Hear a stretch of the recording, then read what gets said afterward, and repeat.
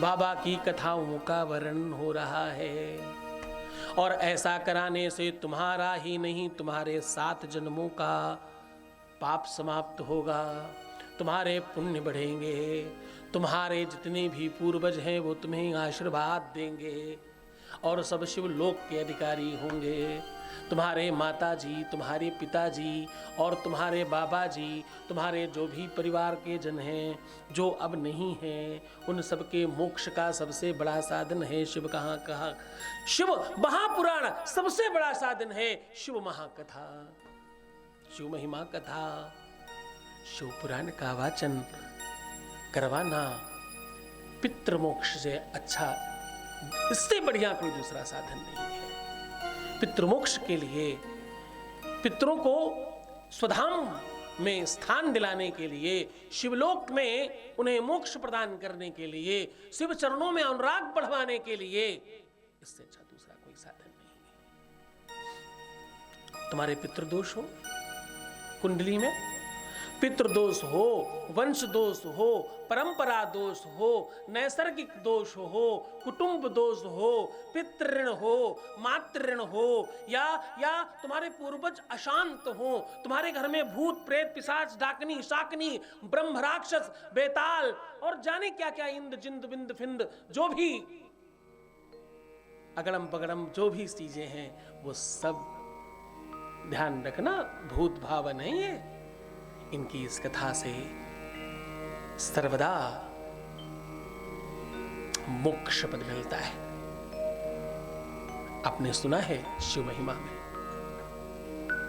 पहले दिन जब शिव महापुराण का महात्म्य होता है उसमें 2, एक पिशाच और एक पापात्मा की मुक्ति का साधन बताया गया है। शुरुआत ही से करी गई शिव महापुराण की। शिव महापुराण की गाथा का जो प्रारंभ है वो इसी बात से है।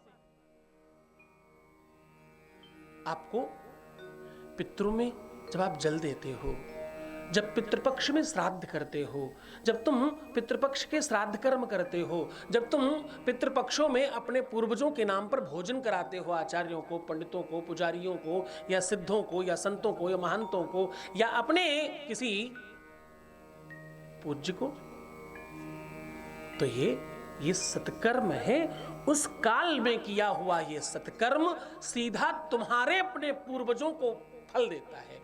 हर समय का अपना आनंद है। रात्रि की निद्रा,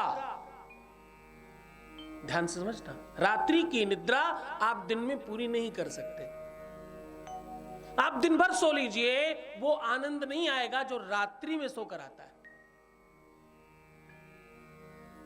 आप श्राद्ध कर्म कभी भी कर सकते हैं, लेकिन जो पितृपक्षों में उसका समय है, क्योंकि ये 15 दिन 365 दिनों में से ये 15 दिन बाबा शिव ने उनको प्रदान किया है, वो स्वतंत्र रूप से विचरण करते हैं। इसमें अगर आप उन्हें जल देते हैं, भोजन कराते हैं, सत्कर्म करते हैं, उनके निमित्त कोई काम करवाते हैं तो उनकी आत्मा को शांति मिलती है।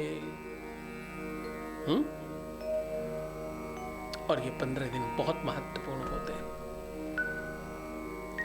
जिस प्रकार से हवा सब जगह बह रही है, सब जगह है, पंखे में से हवा आती है, एसी से हवा आती है, बाहर चले जाओ पेड़ पौधों से हवा आती है, सब जगह से आती है। यहां तक कि आप करो तो हवा है, आप हाथ चलाओ हवा है। यानी प्रकृति में हवा है। तो भाई तुम्हारी गाड़ी पंचर हो जाए तो हवा भर लेंगे? नहीं, वो वहीं भरी जाएगी जहां उसका स्थान है। हर जगह हवा है, लेकिन तुम्हारी गाड़ी के टायर से अगर हवा निकल जाए तो वो हवा वहीं मिलेगी जहां उसका स्थान है, सब जगह नहीं मिलेगी। है सब जगह। ऐसे ही एक निश्चित समय, एक निश्चित स्थान दिया गया है उनको, उन 15 दिनों का। उन 15 दिनों में अगर आप, और ये केवल हिंदुओं में नहीं है, सब में है ये, हिंदुओं में, मुस्लिमों में, सिखों में, सब में, ईसाइयों में, सब जगह ऐसा है। नाम अलग हो सकते हैं, तरीके अलग हो सकते हैं, पर वो सिस्टम बिल्कुल एक जैसा है। पितृपक्षों में बहुत श्रद्धा से। अगर आप चाहते हो कि आपके बच्चे स्वतंत्रता से अपना जीवन बेहतर चला सकें, अगर आप चाहते हो कि आपके आने वाली आगे की पीढ़ी बहुत अच्छी रहे, अगर आप चाहते हो कि आपके परिवार में, कुटुंब में खूब खुशियां रहें, अगर आप चाहते हो कि आपकी उन्नति और प्रोन्नति बेहतर हो, अगर आप चाहते हो कि आपके जीवन में सब चीजें बहुत अच्छी चलती रहे, आपको किसी प्रकार की कोई तकलीफ ना आने पाए, तो ध्यान रखना ये 15 दिन आपके लिए सबसे महत्वपूर्ण है। ध्यान रखना ये 15 दिन आपके अपने जीवन के सर्वश्रेष्ठ दिनों में से होने चाहिए। आपके बाबा जी, आपके बाबा के बाबा जी, उनके पिताजी, उनके पिताजी, उनके पिताजी, ये पीढ़ियां हैं। जड़ नहीं होती तो पेड़ नहीं होता, पेड़ नहीं होता तो टहनियां नहीं होती, टहनियां नहीं होती तो आगे की पत्तियां नहीं होती, पत्तियां नहीं होती तो पुष्प नहीं होते, पुष्प नहीं होते तो फल नहीं होते, फल नहीं होते तो कल तुम नहीं होते। ध्यान रखना ये सब पूरा क्रमबद्ध तरीके से भगवान ने बनाया है। और ये 15 दिन अशुद्ध नहीं है, ये 15 दिन खराब दिन नहीं है, ऐसा बोलना बंद करिए। क्योंकि जो गति उनकी है वही गति कल तुम्हारी होगी।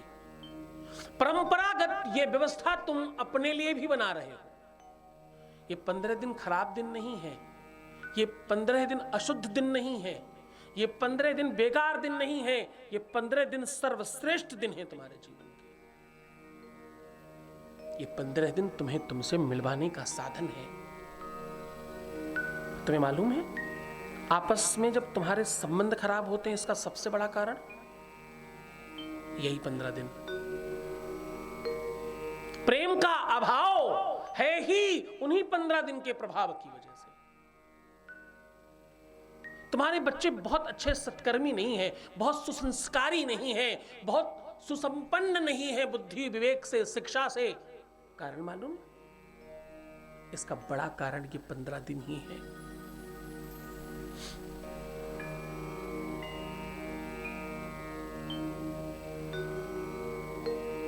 जिन्हें बहुत श्रद्धा से पाला है,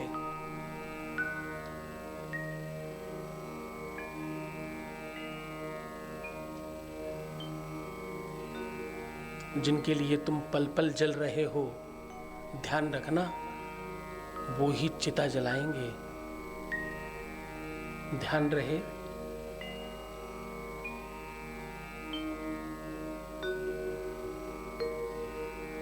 ये वो व्यवस्था है।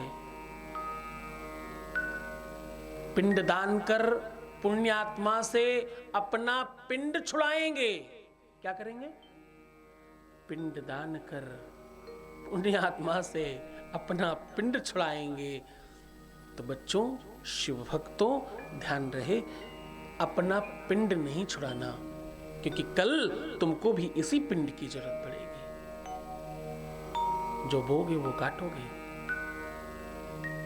जो करोगे वही पाओगे, जो दोगे वही मिलेगा। और सिर्फ तुमको नहीं मिलेगा, तुम्हारे आने वाली पीढ़ियों को भी वही सब मिलेगा।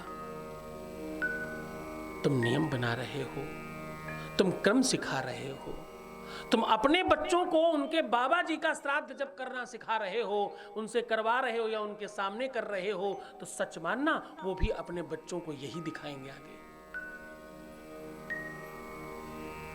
ये संस्कार है। तुम्हारे ग्रह नक्षत्र इसी से बहुत हद तक बिगड़ते हैं और बहुत हद तक बनते हैं। आपको एक और खास बात बताऊं,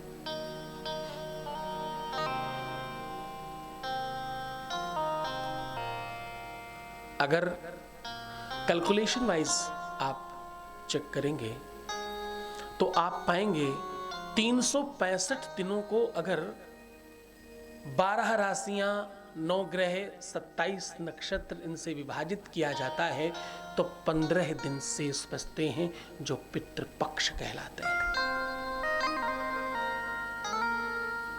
और ये पितृपक्ष आपकी कुंडली को, आपके जन्माक्षर को, आपकी भाग्य को, प्रारब्ध को, किस्मत को, परिवार को, कुटुंब को, तुम्हारे लोगों को, तुम्हारे बच्चों को, तुम्हारे अपने स्नेहियों को, आपके अपने खास जनों को और बड़ा स्पेशल बनाने के लिए दिन है।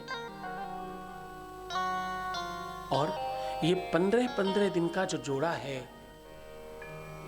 कृष्ण पक्ष और शुक्ल पक्ष, ये जीवन भर चलता है।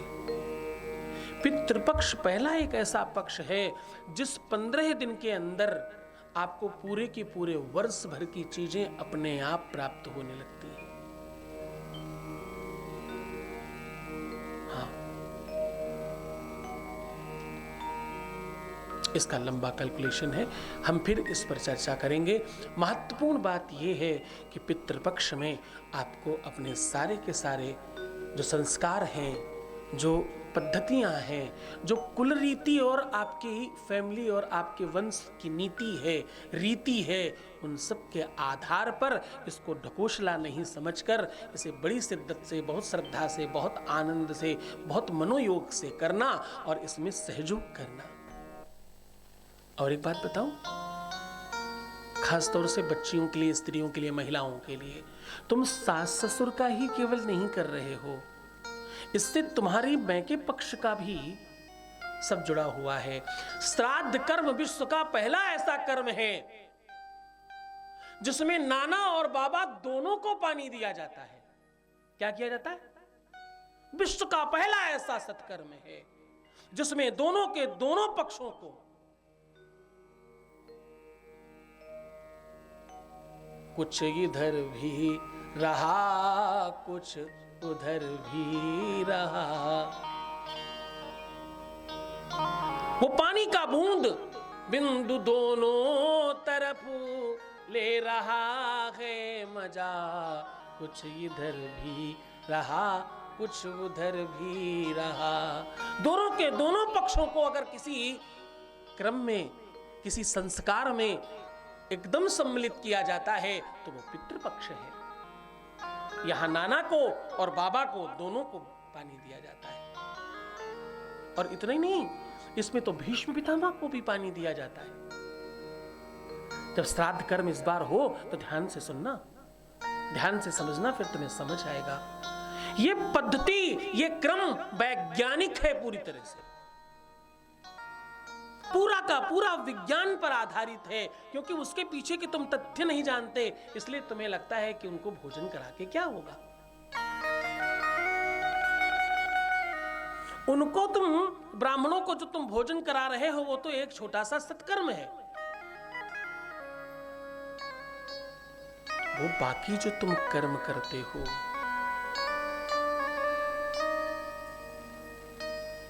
कुत्ते को, कौवे को, हाँ, गाय को तो तुम भोजन कराते हो, तुम्हें सच में लगता है कि वही कौवा आता होगा जिसको तुम कौवा समझते हो? वही कुत्ता आता होगा जिसे तुम कुत्ता समझते हो?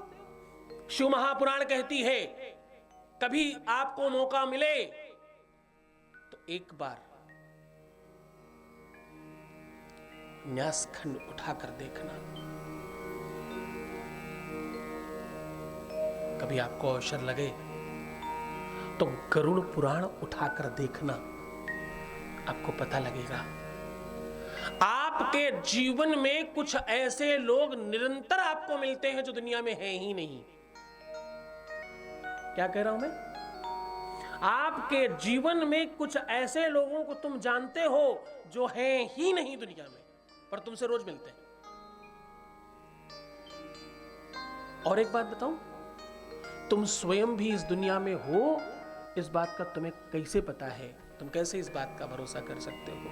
स्वप्न में तुम जो भी देख रहे होते वो सब सत्य ही तो लगता है। हो सकता है कि तुम हो ही नहीं और तुम्हें सत्य लग रहा है कि तुम सबसे मिलते हो, जुलते हो, खाते हो, पीते हो, उठते हो और बैठते हो। तुम हो या नहीं हो, तुम्हें क्या ही पता है। ध्यान रखना, बहुत कुछ छुपा है, तुम्हें दिखता नहीं है, तुम्हें देखना नहीं आता। हवा देखी है आज तक? है नहीं क्या? है ना?